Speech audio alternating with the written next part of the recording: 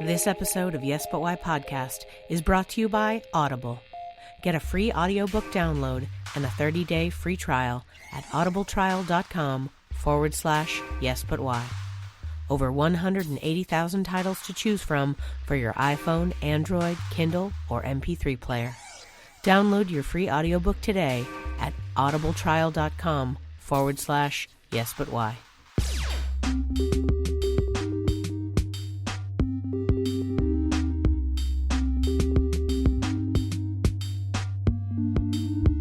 I'm Amy Jordan, and this is Yes But Why podcast. Yeah.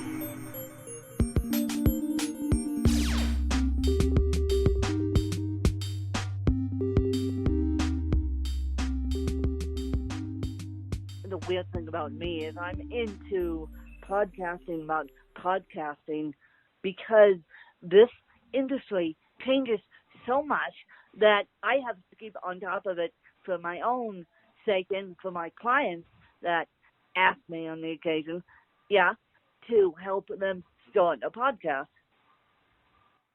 So tell me about that. You consult other people to do podcasts?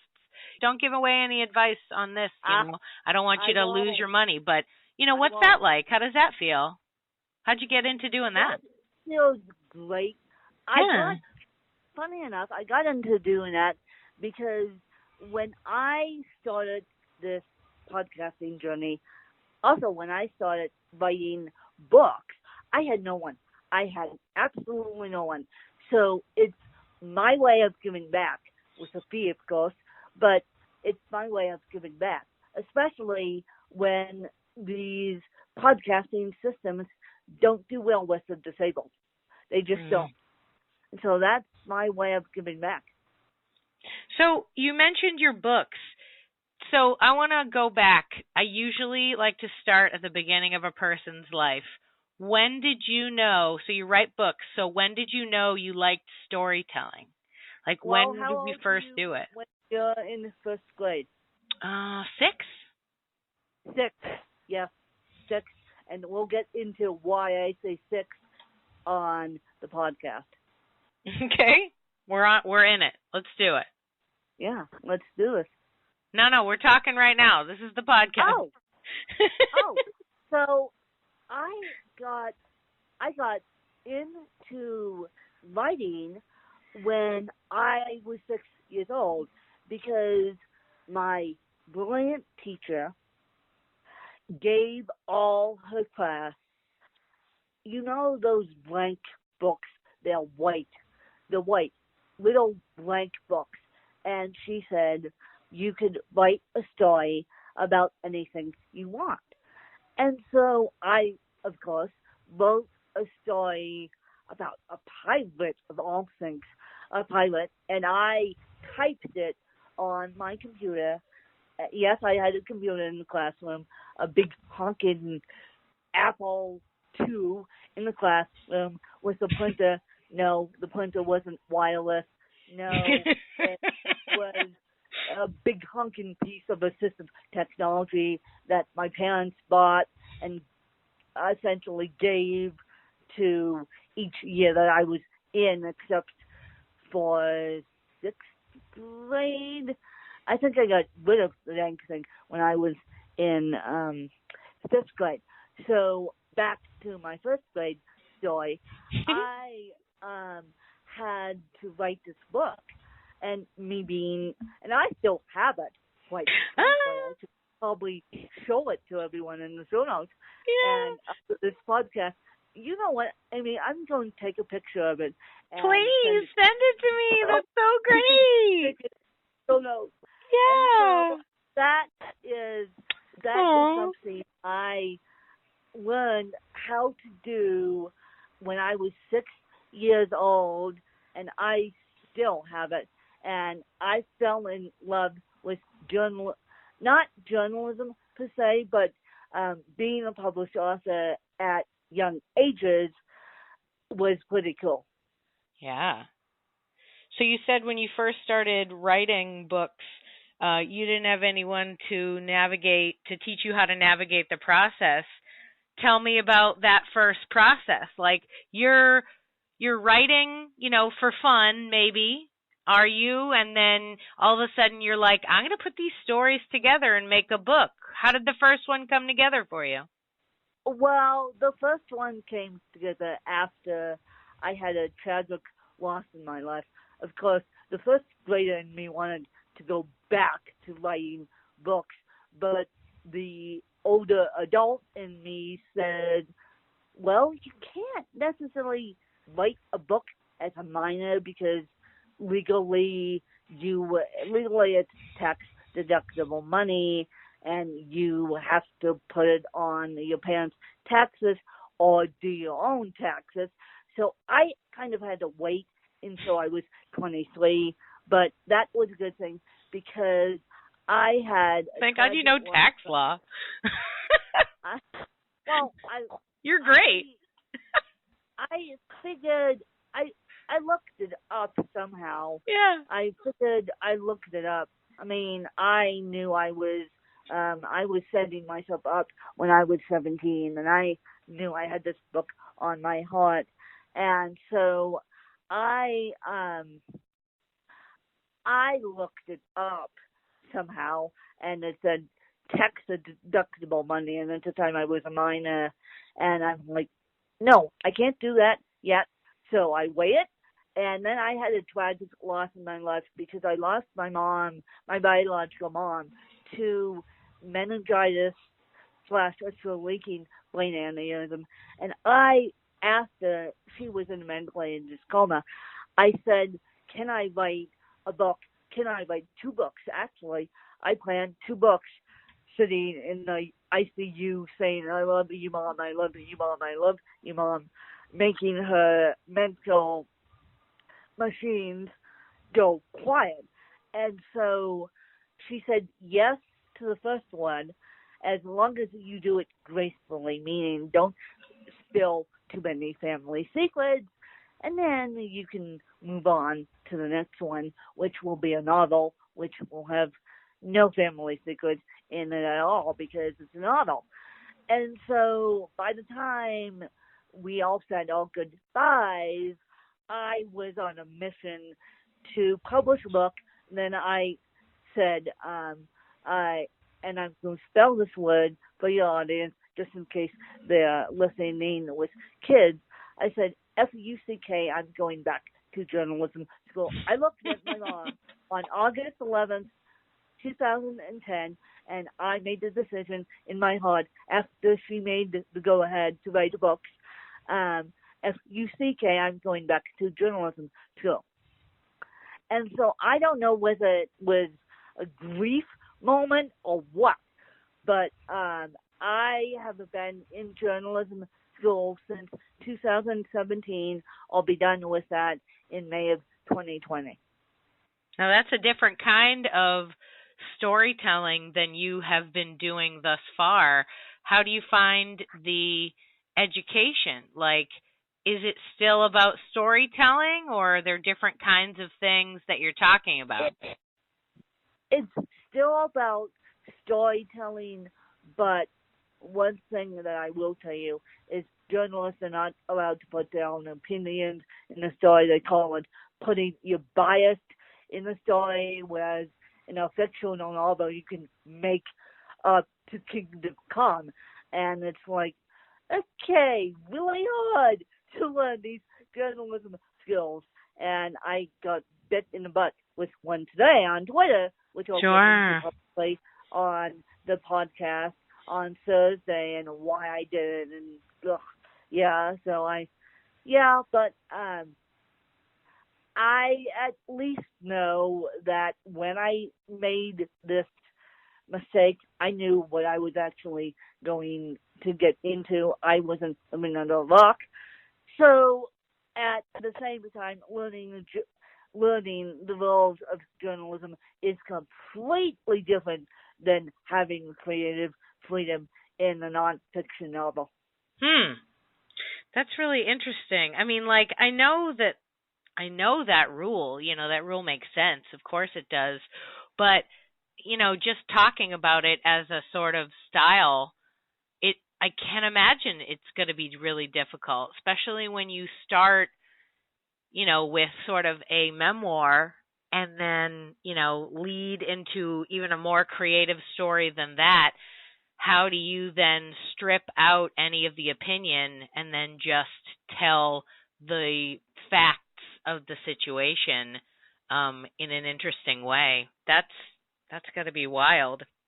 Do you have to do a lot of in your journalism school? Because I don't know anything about journalism school. Do they give you a lot of assignments to do a lot of writing to get you into it, or is it more reading other people's? My school is unique in the sense that my school is the Academy of Arts, by the way.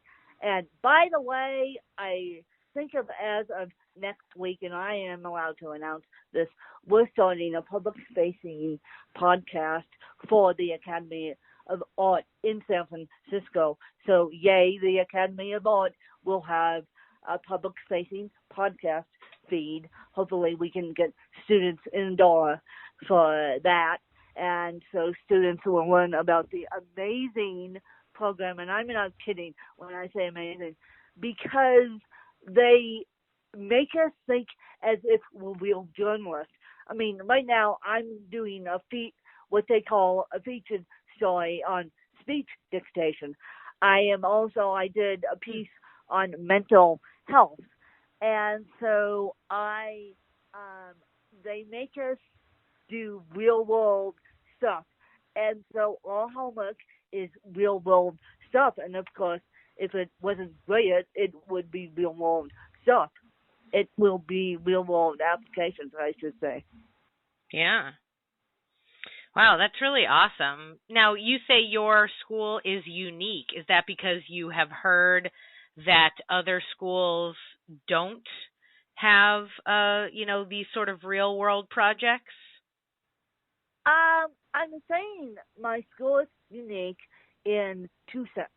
One being my teachers must work in the field before they can apply. It's not like you can apply to be a teacher and teach at a journalism school. My school has very, very strict standards of their teachers, and I learned that one the hard way too. And so my school also is a English-speaking school, meaning that the international students have to speak English, although we do have aides in the class for those who can't. But primarily it's an English-speaking school, and that is one of the rules.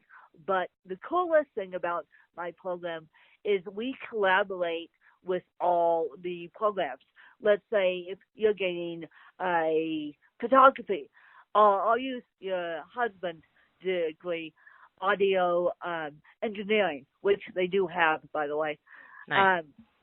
Let's say if you're getting audio engineering degree, you might be put into class with a fashion journalist, and the stylist end of it is mixed in with the fashion journalist end of it.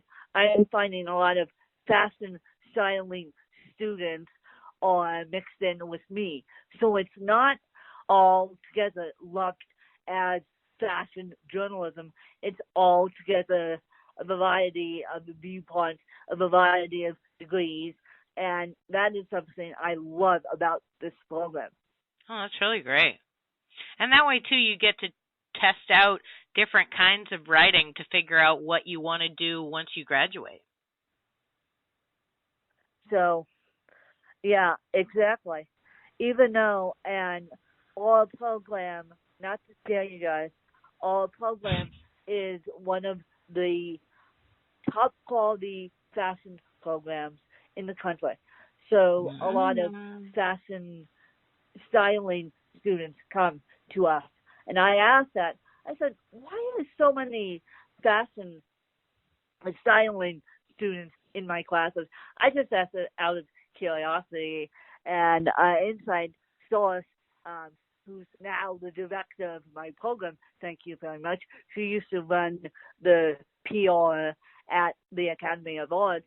She goes, when one of the top programmers in the country. I'm like, oh, that makes sense. Because I said to myself, why is like two fashion journalists in the program and in the different classes and all the rest of it fashion styling? And then when she said that to me, it made complete sense. Yeah, I mean, why not? Just because you're a fashion journalist doesn't mean you don't want to be the best fashion journalist, right? You never know. That's super cool. Yep. Now, do you think that you'll stay focused? Well, I don't know. I say stay focused, but you've worked on like a kabillion different kinds of projects. What do you think is your, I guess, focus? Like, what do you think it is that you're going to continue to do when you graduate and everything? If a newsroom doesn't accept me, and I say that with my full heart, because fashion columnists are fairly hard to come by, and because my degree is so niche oriented, I am not the typical journalist that goes into, let's say, broadcasting journalism, which is a bigger niche than mine. And so if a newsroom says yucky patooey to me, which I hope they don't, I am going to start probably an audio fashion column and I just came up with this idea the other day, because I want to use my podcast and my degree. Absolutely. So but you already have a fashion podcast, right? Yes, but no. Yes, but no. It's more about CP than it is about fashion. I wish I could get my disabled friends to be fashionistas like me, but haha, I can't. I can't. That's the hardest challenge. That's one of the hardest challenge, because clothes are not designed for the disabled. I mean, I'm wearing leggings and an exercise top as we record this podcast. So me and leggings are best friends, but cute leggings are hard to find. Interesting. Now, you have so many different podcasts. Do you think like you create an idea and then build a project and then get to the end of it and move on to the next? Or do you like having multiple things going on at once and juggling them all? I like having multiple things going on at once, because I am the type of person that has creative person syndrome, meaning that I cannot be stuck doing one project mindlessly for about a good 2 hours. I need to be writing, I need to be podcasting, I need to keep myself stimulated, and that's how the brain works. Which, by the way, did I mention I have ataxia spastic cerebral palsy? Yeah, that's true. Maybe you should mention that. That's true. Maybe I should mention that. Oops. Yeah. So ataxia spastic cerebral palsy is a lack of oxygen at birth, and because of my girlfriend's cerebral palsy, she and I, after 8 years of creating content based around cerebral palsy, decided to do a podcast together called The Diary of a Fashionista. And I said to her, hey, would you like to have a podcast of your own that I assist with? So essentially, I make myself the co-host. And she goes, that would be awesome. She's assisted with my other podcast, Ask Win, for 4 years now, almost 5. By the time this episode comes out in July, it will be 5 years. And so she's assisted with organizing and scheduling and people power. And then I wanted her to see the other side of the coin. I was also being a little spoiled brat because I tell you why. I wanted to understand her better because she still has a very heavy speech impediment, and due to her cerebral palsy, which we'll get to in a minute, and how she got cerebral palsy. And this is public knowledge, so she doesn't mind me talking about it. And so I was a spoiled brat because as her BFF, I wanted her BFF of 15 years plus, thank you very much. I wanted to understand her better. So I convinced her, and she knows it after the fact, I convinced her, I disguised speech class, what they call after-school speech class, for those of us in special ed land, as a podcast. And I told her after the fact, I said, this is speech class. She goes, really? It's the funnest speech class I have ever done in my life. And so I said, okay, let's keep it up. And so she knows what she's doing now. That's really great. And it helped her out and it made her, have an easier time communicating? Yeah.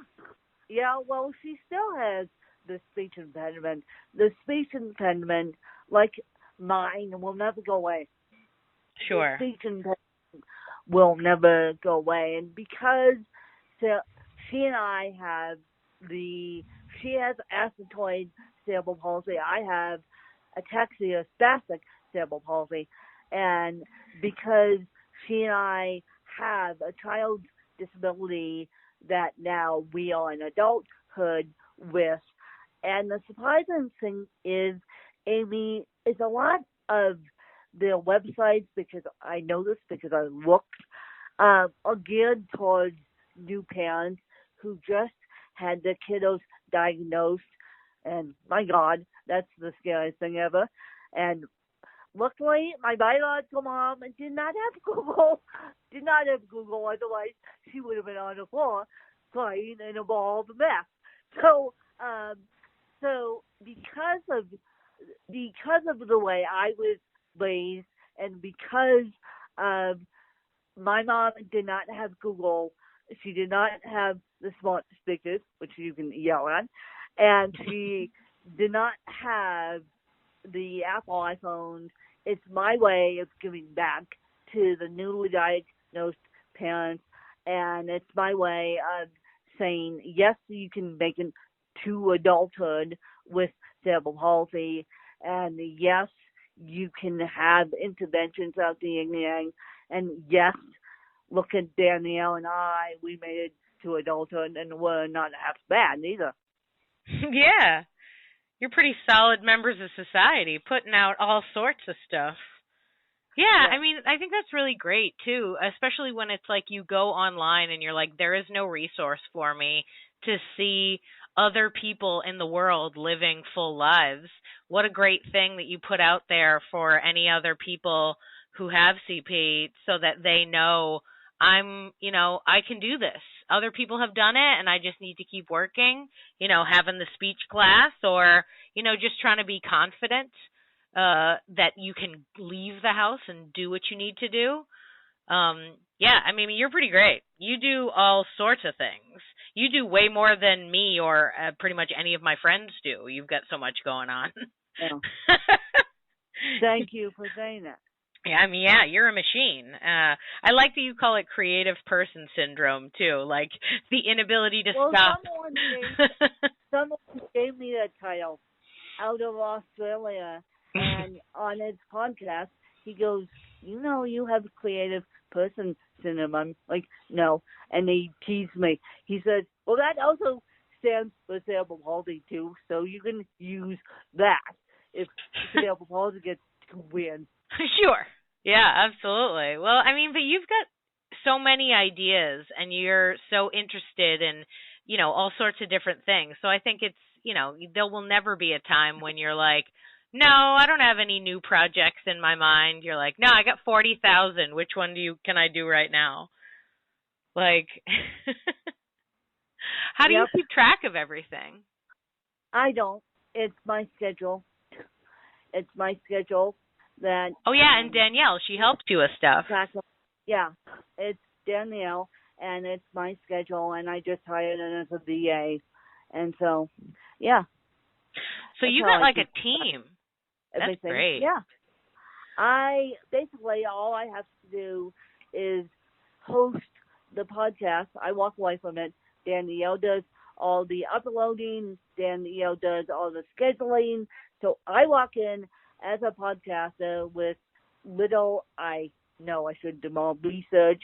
And yes, you guys, after journalism school, I'm going to do more research and check my facts and make sure everything's kosher.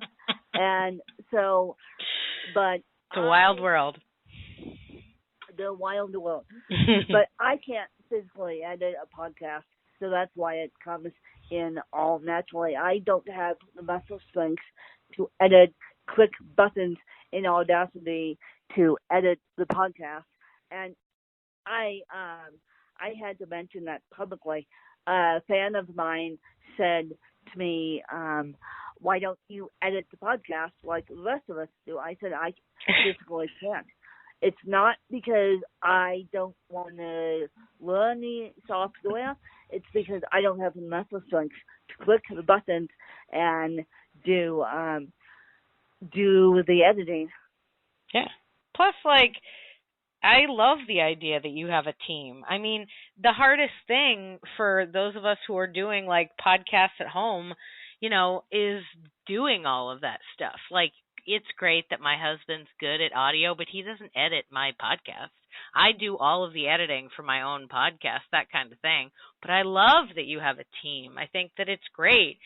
And I think that, more people should have a team, because it helps you focus on the part you're going to do and not get overwhelmed by the business. I find that a lot of times the thing that bugs people when it comes to podcasting is scheduling and sound editing. So the fact that you have people helping you do that just means that you can be in a better frame of mind to talk to all of your guests. Yes. And then I don't edit the podcast because Danielle and I don't have the muscle strength to edit the podcast. It's not like we're lazy millennials that don't want to learn. It's because our disabilities prevent us from doing it. I like how you're like defending that you're not a lazy millennial. You're hilarious. I don't think the word lazy is anywhere near what you are, my dear. Yep. So you also have a team in your publishing world as well, right? For your books, or are you self-publishing? Do you have like a literary agent and all that? I am, right now I'm self-publishing, and then with my 10th book, I am trying to get a literary agent. There we go. And so, because of the masquerade ball in the literary agent traditional publishing field, I have to play my cards carefully. I have to write something that sells, obviously, and then I have to do it in a unique perspective. So what I've decided to do is not self-publish my 10th book. I sent it to my editor, and she is now working on a query letter and working on the stuff for the traditional publishing world. Oh, that's awesome. That's cool. Yeah, I figured if anybody needs a literary agent, it's you. You're so busy, you need a team for everything, and, you might as well get a literary agent. Especially, are you saying 10th book, meaning 1, 2, 3, 4, 5, 6, 7, 8, 9, at 10 books that you've written? Yes. You're a wild person. How does a person write 10 books? Are you Stephen King? What's going on? Speech dictation. That's how a person writes 10 books. Speech dictation and editors to help. You think that's the key? Dictation. I use speech dictation. I can't type. Listen on. Of course, but yeah, I wondered how you accomplished it. I love the speech dictation. May I ask, what like app or system are you using? I use, like in Naturally Speaking, I use Apple's speech dictation. I can't say her name right now because if you have her name hooked up to your cell phone, she will go off. Okay, never mind. I mean, it's a speech dictation. I dig it. So it's Apple's speech dictation, and people who are on the Apple ecosystem know exactly who or what I'm talking about. And then I use Naturally Speaking. Great. That's so cool. Man, I love that there are resources like that. I just found a new transcription service online called like an app called Live Transcription, and I thought it was just to get a transcription of a conversation, like for a podcast, but it's actually there to help deaf people. And I was like, oh, this is great. Like it's a real time thing, so that like the deaf person can like type out a question, and then you can respond by speaking, and it'll come out in text so that that person can hear. And I was like, or can know what you're saying to them. And I was like, oh my God, what a great app. I just thought that was fascinating. It unfortunately does not save the transcripts, but it's helpful for that community. So yeah, it's helpful for that community. And it was built for that community. Who knows how it'll change. Something I need to do for the deaf community, because I'm a terrible disabled podcaster when it comes to that. I don't do well with blind. I don't do well with the deaf. And I barely do well with the cerebral palsy community. So, yeah. So what part of writing is really the most exciting for you? Like, how do you keep the creative juices flowing? We all hit a wall sometimes. Sometimes we're like stuck. We don't know how to come up with ideas. Not everybody's got 10 books under their belt, okay? So, but I'm assuming at some point you hit a wall. You don't know what to do. You don't know what to talk about. How do you get out of that? What's your method? I get out of that by just moving on to the next project, or I get out of that by concentrating on my journalism homework, which is a little less creative. And believe it or not, that helps me with my book in my creative side. Yeah, that's great.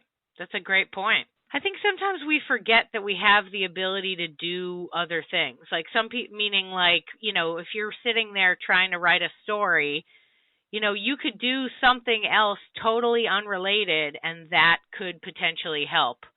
But even just, I like the idea of homework, because like you have to do your homework. So like I like the idea that, you know, you're obligated to do this one thing, and the time that your brain is spent on that allows the creative part to rest. I need a hobby like that. I need a thing. I got my phone out at all times, writing down different ideas for stuff. I don't write as much as you do, clearly, but at the same time, like, wow, there's certainly a lot to be said for this particular technique. Now I'm like, okay, what can I do to get me to focus on something else that's going to help me? Maybe? Yeah, all right. You got my creative juices going. I'm thinking about all sorts of things that I could do to help go. And you're so good. You're so inspiring. Well, that's the name of the game. I guess it is. Do you, like, want to be inspiring to other people? Is that... I mean, no. Like, is there any part of you that, like, seeks it? No? No. You just want to live your own life, and it turns out that some people find that inspiring. Yep. That's probably good. I find that a lot of people that are, like, out there creating stuff are doing it seeking fame, and that can be a really tough thing to have as your end goal. You know? So, I don't want to be inspiring. You just want to be yourself. I do. Yeah. Yeah, I hear you. I hear you. There's a lot of pomp and circumstance to that. Who needs that kind of stuff, huh? But you do so much for other people. I mean, you're so altruistic. You're creating scenarios to like help people. Not only are you, helping your friend have an outlet to do some talking, but you want to help the rest of us dress better. I dress terribly. I need your fashion column immediately. Well, that's what I'm trying, and maybe audio because fashion columnists are hard to find. Yeah, maybe. Who knows? You never know. I mean, the journalism world has got to be way different now than it was, a few years ago. It used to be just like newspapers and magazines. Now there are websites. There's all sorts of stuff. There's so many more opportunities to be had. I mean, I think perhaps I'm incorrect. Today is the greatest day to be a content creator. Content creator. How do you feel about that phrase? How do I feel about that phrase? I don't like it because anyone, even if they get the shirt pulled off back in journalism school, Susie Q could be a citizen journalism and call herself a podcast creator or a YouTube creator. I mean, you see these kids opening up toys and making millions of pounds, thank you very much, in the UK. So content creator my ass, content creator my foot. Yeah, it is pretty wild. I mean, the internet gave us all a platform to have our creative needs met, and I find that it went a little insane. Yep. Oh, man. I mean, podcasts, even that, there are so many of all of us just putting ideas out there. But I know that your podcasts are out there to help people, maybe not directly there to help people, but they do help people. And then I'm always trying to talk to different artists, different people along the way who are unsure, how to keep going, when they have a rough time. And I think it's a really amazing thing. And thank you for sharing the story that it was a tragedy that inspired you to get it done, to get your first book written. And a lot of times that can hold people back, but it got you, it gave you the catalyst. And I was going to say on another note, my deepest regret was going into a low-paying teaching job, and I wouldn't recommend any millennial go into a low-paying teaching job. I wouldn't recommend the millennials behind me. Now, Grant, this is not a cheap option. Either go back to the journalism school or go get your MFA. What, that you mean creative people? When you're a college student and you're deciding what to do, if you're creative enough, go into the creative field. Don't go into the education field like I did and stifle your creativity. Oh, yeah, that held you back? Interesting. Oh, yes, it did. Interesting. Oh, yes, it did. And I'm now coming out of what held me back. Because I'm now I am in a supportive environment that actually supports the outside work that I do. And one of the philosophies at the private school where I work is the arts, academics, and the outdoors. It just helps me be a better person knowing those philosophies. And of course, I've known those philosophies for 31 years plus now because I was a student at F and Country Day. What do you think your driving force is as a creative person? You've mentioned that you don't want to inspire people, but what drives you? What drives me is just giving people the resources that I didn't have as a child, I barely had the ADA Act on my side. I barely do still. And giving resources back to the community that I did not have. But it can't just be that. I mean, yes, you are doing that, and you're doing a great job of it. You have great, resources that you've already provided and that you will continue to provide, I'm sure. But some of the other stuff that you do is more creative. What drives you to do the interviews? What drives you to write your novels? What do you want to communicate? I honestly want to show people that people with challenges can do it and can be proven wrong. Okay. Yeah. Because one of the biggest misconceptions out there is people with disabilities want to kill themselves, want to suicide.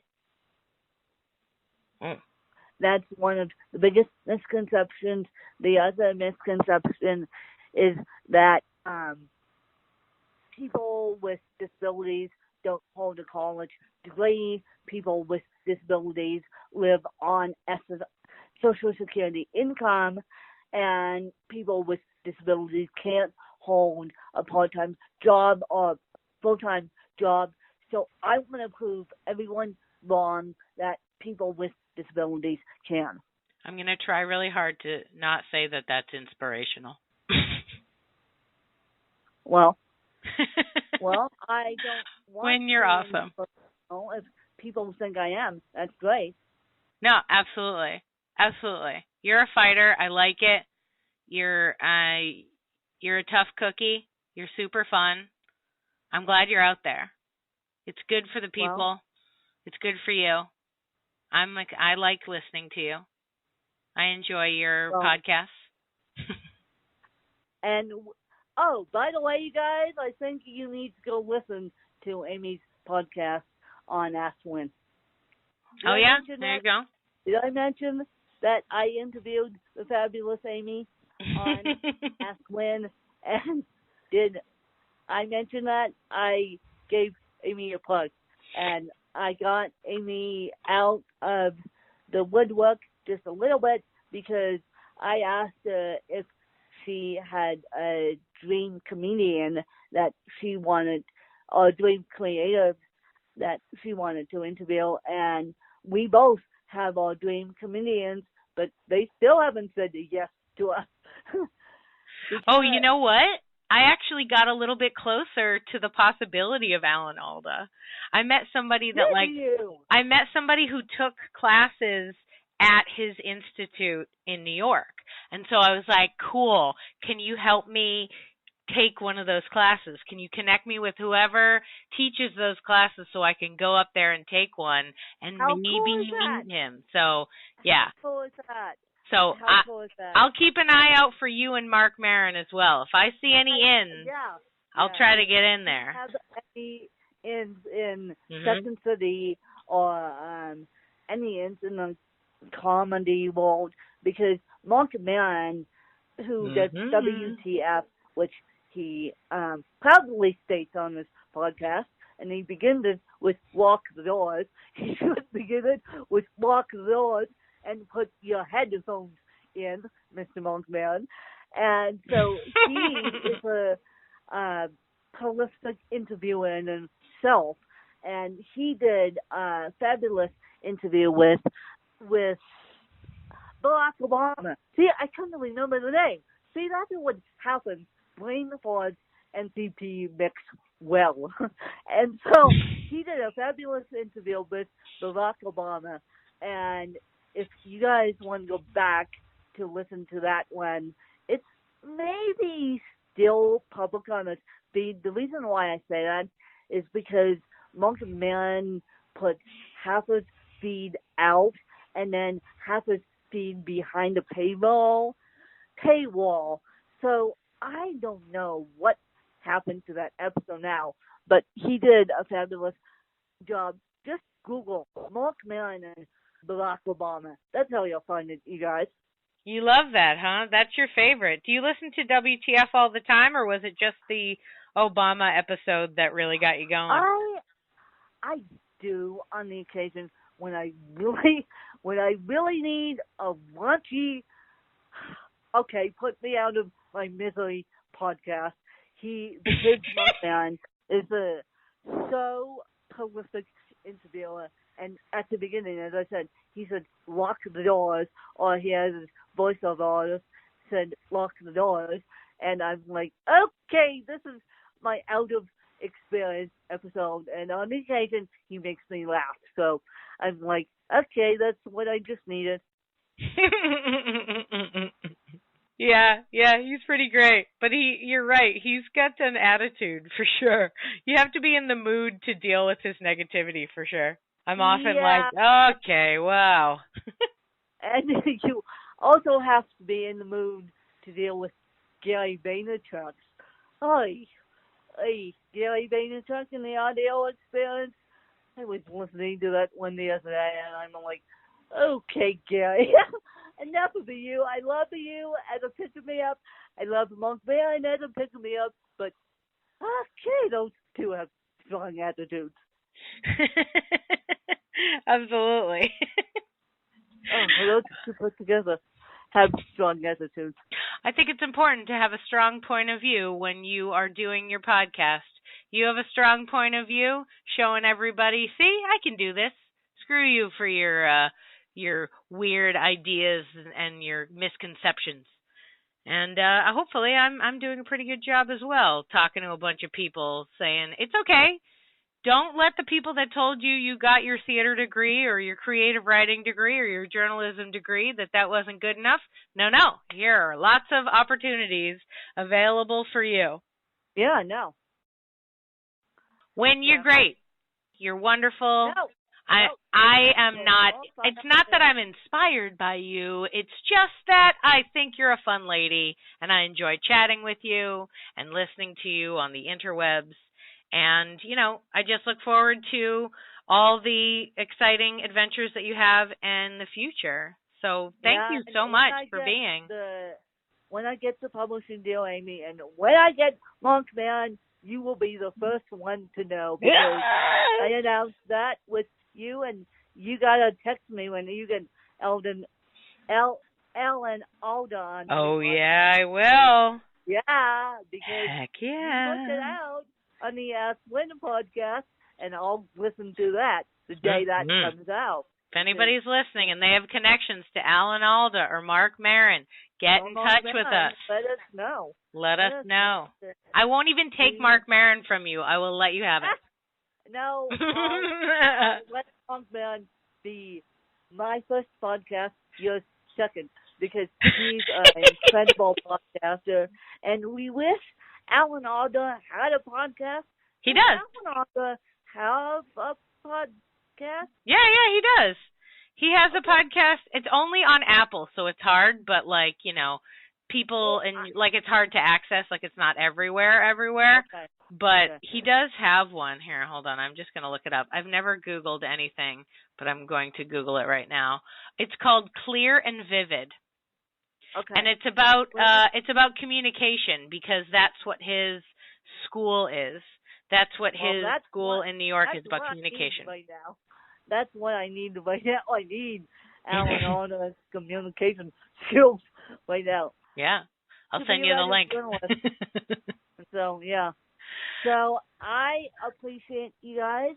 And you guys I hang out on Twitter. You guys can listen to Ask Win, go back and listen to Amy's episode, obviously.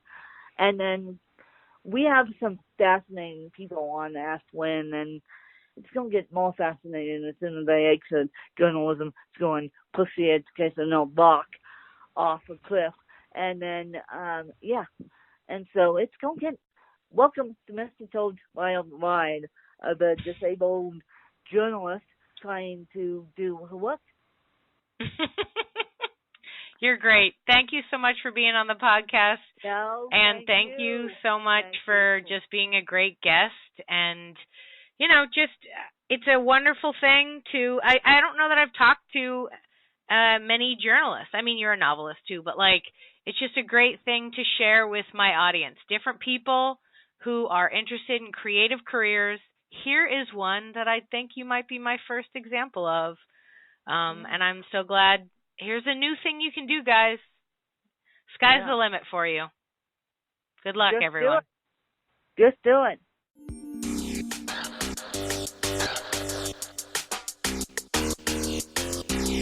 Thanks for listening to Yes But Why Podcast. Check out all our episodes on yesbutwhypodcast.com or check out all the content on our network, HC Universal, at hcuniversalnetwork.com.